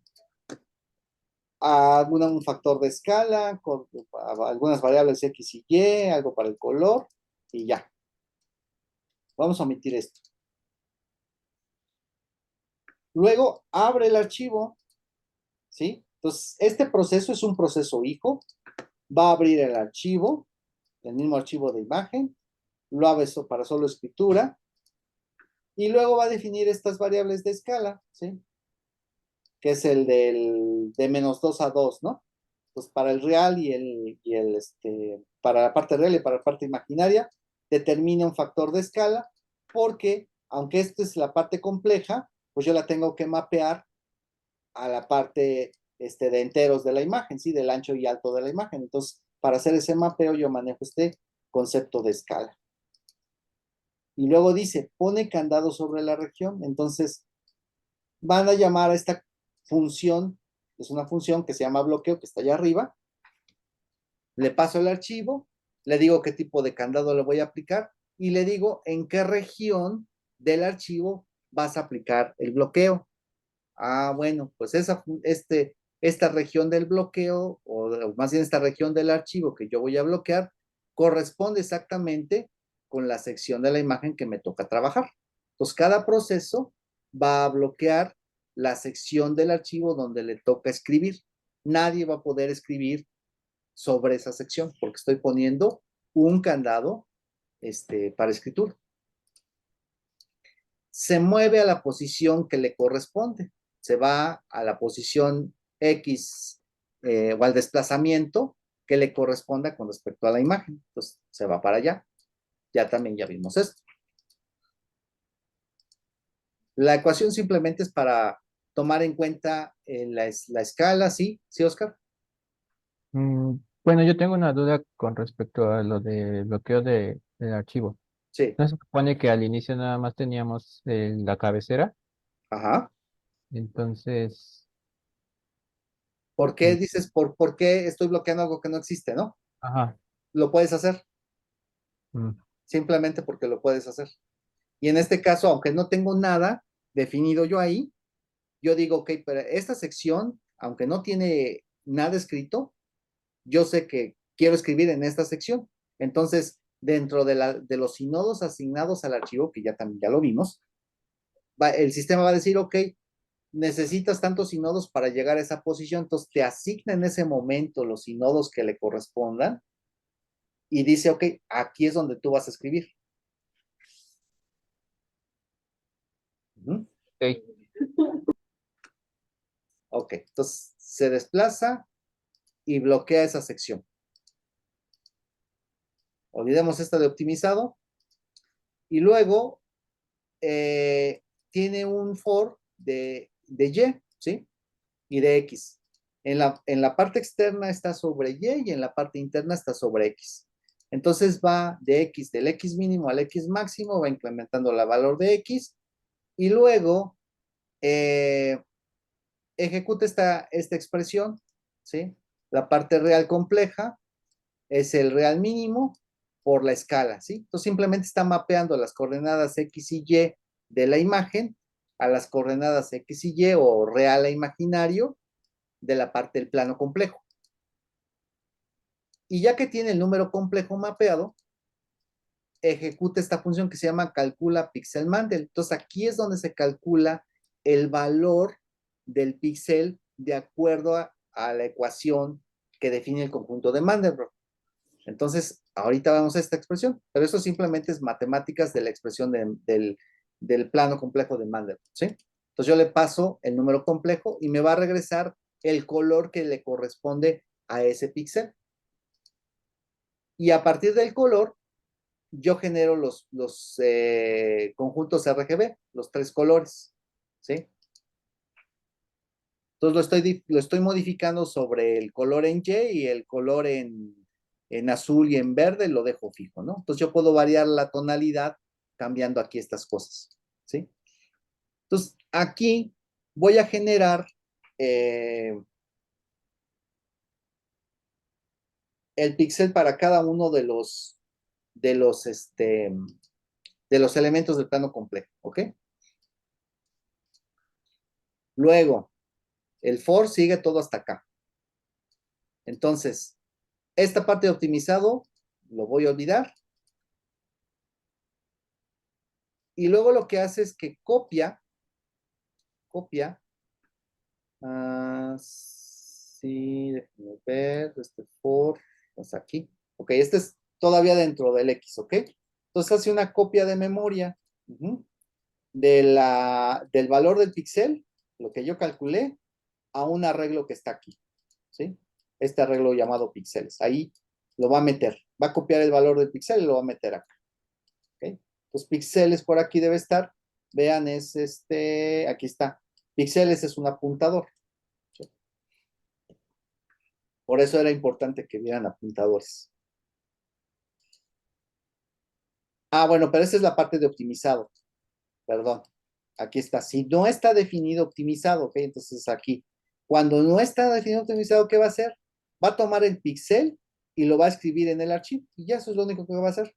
Entonces, ya se desplazó, porque ya tenía esto desplazado a la posición correcta, y va a empezar a escribir los píxeles en el archivo. Entonces los empieza a escribir y ya. Esto sí está optimizado, ¿ok? Si no, ya. Entonces, dentro del for, lo único que va a hacer eso y lo va a hacer para cada renglón. Vean que este es el contador de renglones. Entonces, para cada renglón, va a ir escribiendo en el archivo el píxel que se calculó de acuerdo al conjunto de Mandelbrot.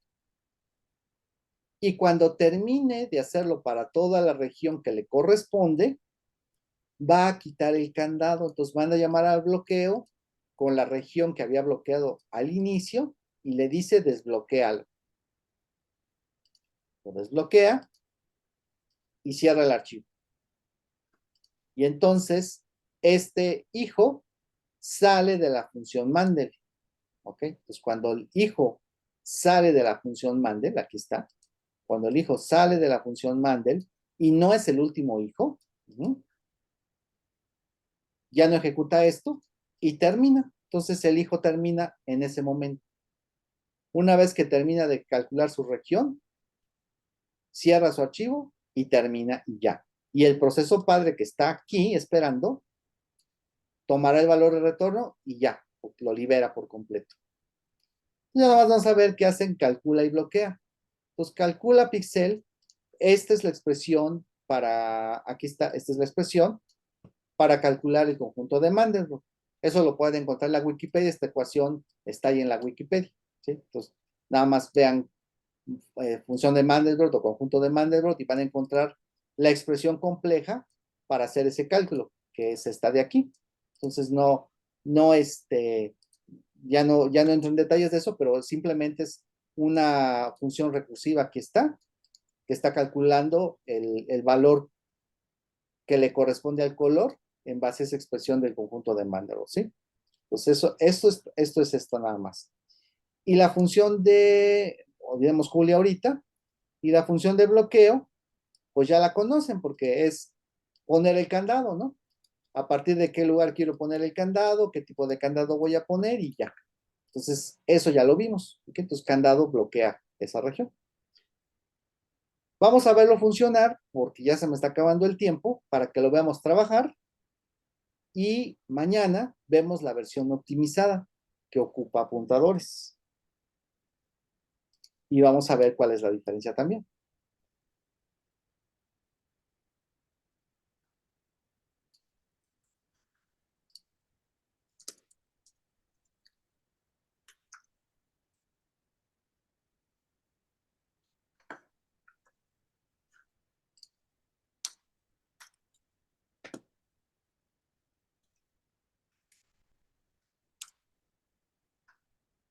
Mm.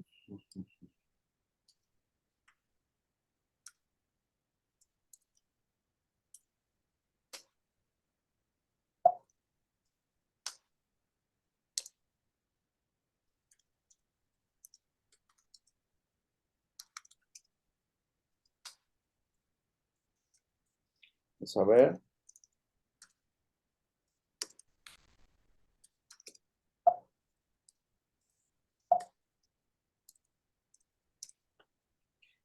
Solamente el weight. Vamos a ver el weight.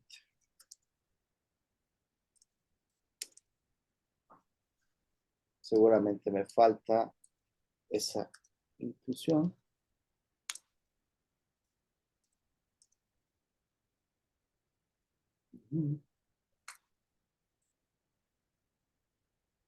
Monotype sí está, pero weight no.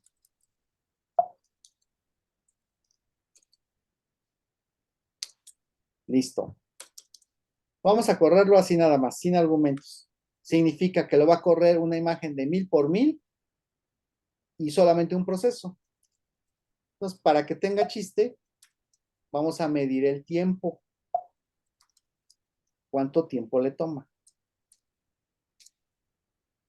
Este es un Xeon, lo que tengo aquí donde está corriendo. Entonces, en 1,5 segundos ya lo hizo. Vean. Explíquenme ese tiempo.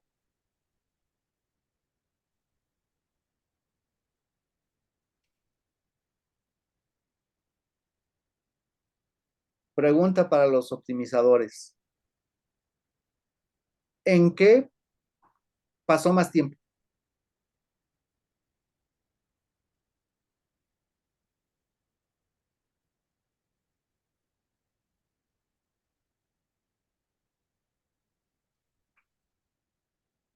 Mientras copió la imagen para poderlo. Es otra máquina.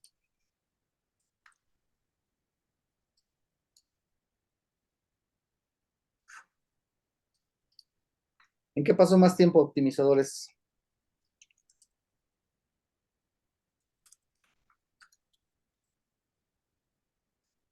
¿O todos son administradores? Ya todos se cambiaron a administración, Sí, ya aparece. ¿no? Pues ahí díganme, ¿cuál número es más grande?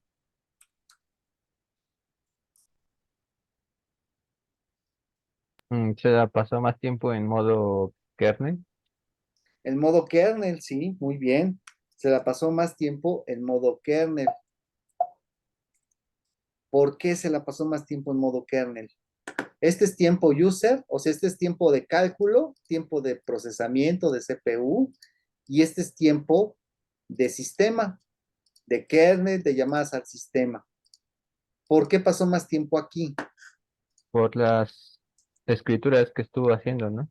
Exactamente, porque se la pasa escribiendo. ¿Por qué? Porque va escribiendo cada píxel a la imagen. Entonces, cada ciclo está escribiendo un píxel, aunque son 4 bytes o más, pero está perdiendo el tiempo porque lo hace uno por uno. Entonces, es ineficiente como está funcionando porque la mayor parte del tiempo se la pasa haciendo operaciones de entrada y salida. Aún así, vean, pues lo hizo rápido, ¿no? Pero pues es porque este es un SSD donde está corriendo, ¿no?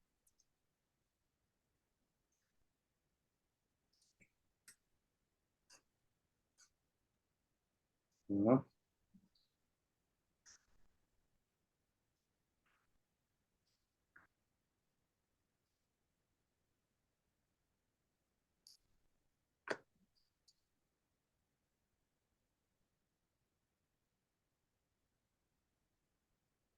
Un momento.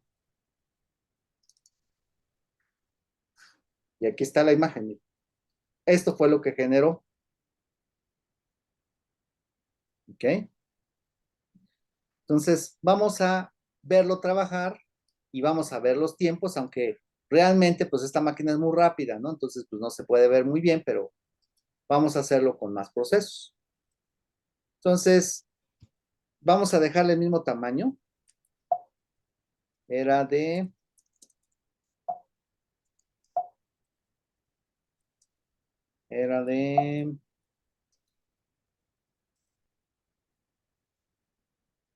1000. Bueno, vamos a hacerla un poco más grande, para que se tarde más. Vamos a hacerla de 10,000 por 10,000, ¿ok? Con un solo proceso.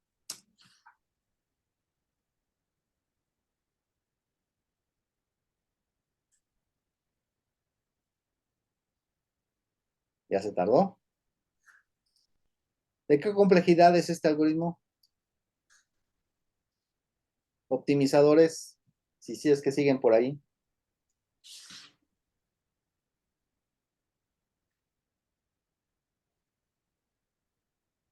No, ya se fueron.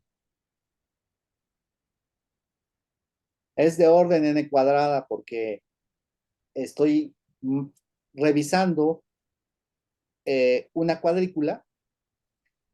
Son 2 ciclos anidados y cuando tienen un ciclo es de orden n.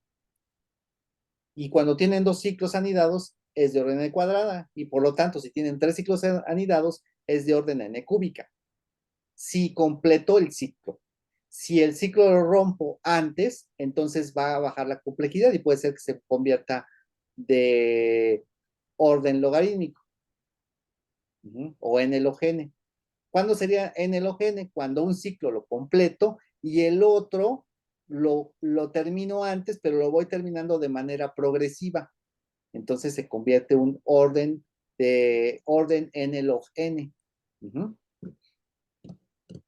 Ok, ya se tardó bastante.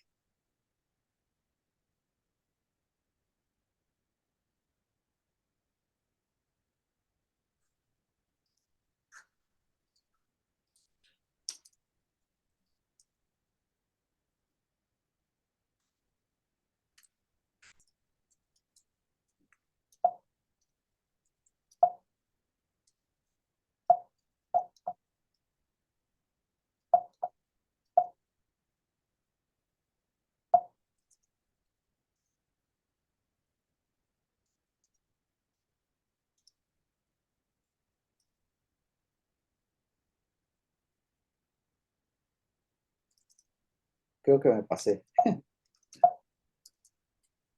Sí lo termina, pero me pasé.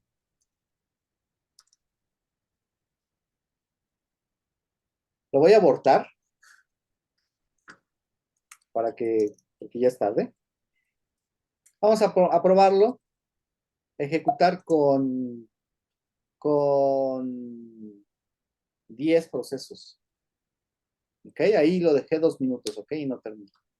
Con 10.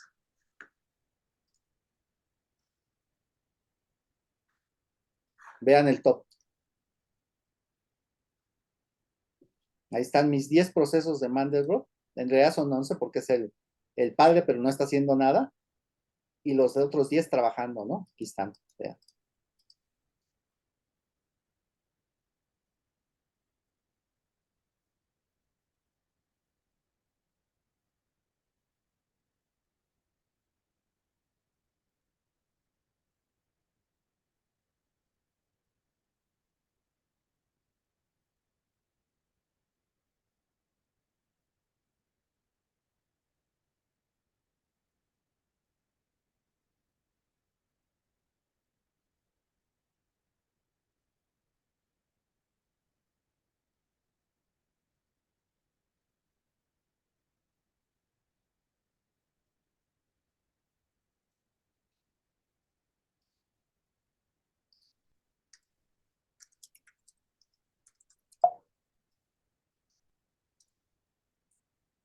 Vamos a ver cuánto es el archivo.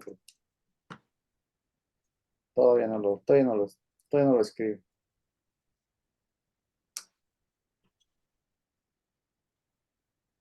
Ya bajó, ya va a terminar.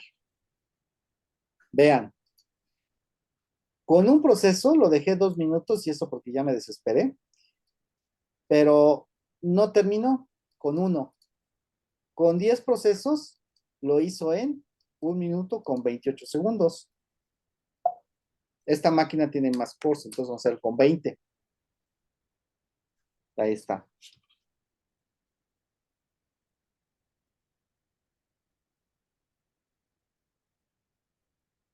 Ahora también otra cosa, vean, tiempo de sistema.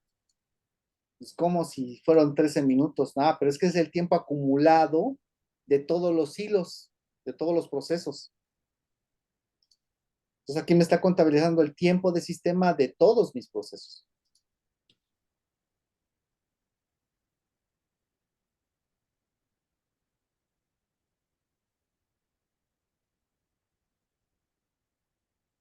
Tiempo de pared, 1 minuto y medio.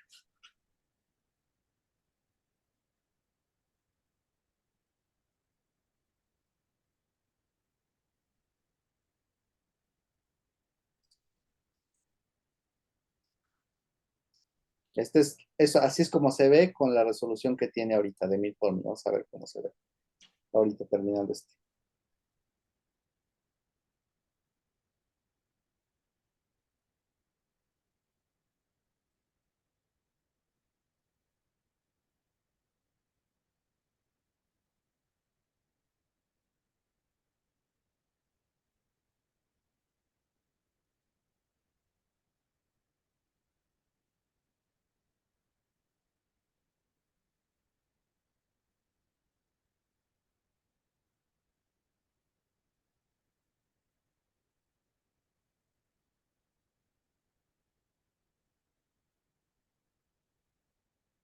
ya acabó. Se tardó más, seguramente porque están compitiendo los procesadores. De hecho, estaba viendo acá cuando estaba corriendo, cuando tenía 10, todos los procesadores tenían 100 o poquito menos de 100 de CPU. Y ahorita que le puse a 20, estaban corriendo a 25. Otra cosa también es, a 25, a 95 de por ciento. Otra cosa también es, aquí tengo 10 procesos compitiendo por el acceso al disco. Acá tengo 20 procesos compitiendo por el acceso al disco. ¿Ok? Entonces, eso justifica el mayor tiempo. ¿Ok?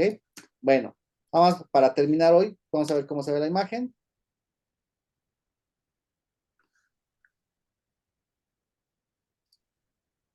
La imagen quedó de 400 megas. Aquí está la imagen. ¿Sí? Obvio está escalada, pero yo puedo hacerla más grande.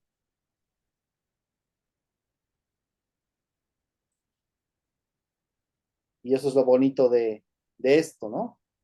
Que yo me puedo acercar tanto como quiera a la imagen y sigo encontrando detalles repetitivos, ¿no? Y en principio, pues puedo hacer la imagen tan grande como yo quiera. Obvio, la limitante va a ser la memoria porque pues ya no la puedo visualizar, ¿sí? Aquí ya a esta escala ya se empiezan a perder los detalles. ¿De acuerdo? Bueno, vamos a dejarlo aquí.